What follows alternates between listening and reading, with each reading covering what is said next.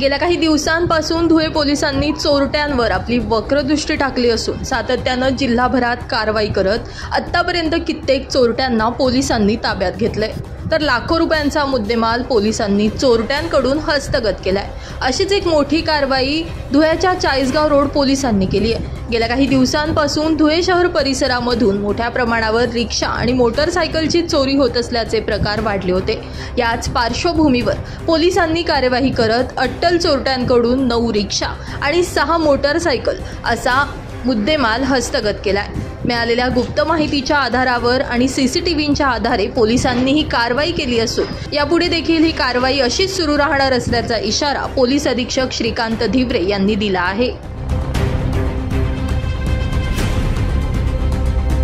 Chalisgaon road police station येथे एक रिक्षा चोरीचा एक गुन्हा दाखल झाला होता 255/24।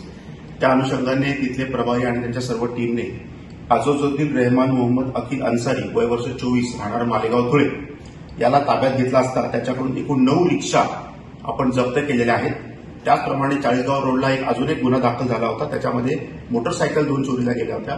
त्याच्यामध्ये आपण 3 आरोपींना अटक केली आहे। त्याच्यापैकी एकाचं नाव आहे आवेश अहमद आबिद अहमद, फैजान असरत सिराज असरत, हे दोन्ही मालेगावचे राहणार आहेत आणि एक अल्पवयीन विधी संघर्षित बालक याच्यामध्ये आहे आणि त्यांच्याकडनं देखील आपण 5 मोटरसायकल जप्त केलेल्या आहेत।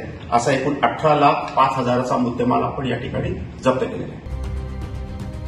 दरम्यान या प्रकरणी पोलिसांनी अझीजुद्दीन रहमान मोहम्मद अकील अन्सारी, फैजान असरफ सिराज असरफ अन्सारी व एका विधी संघर्षित बालकाला ताब्यात घेतलंय। त्यांच्याकडून जवळपास 18,05,000 रुपयांचा मुद्देमाल जप्त करण्यात आलाय। दरम्यान या चोरट्यांवर इतरही जिल्ह्यांमध्ये विविध गुन्हे दाखल असल्याचं चोरट्यांनी कबूल केलं असल्याची माहिती पोलिसांनी दिली आहे, तर या प्रकरणाचा पुढील तपास चाळीसगाव रोड पोलीस करत आहेत।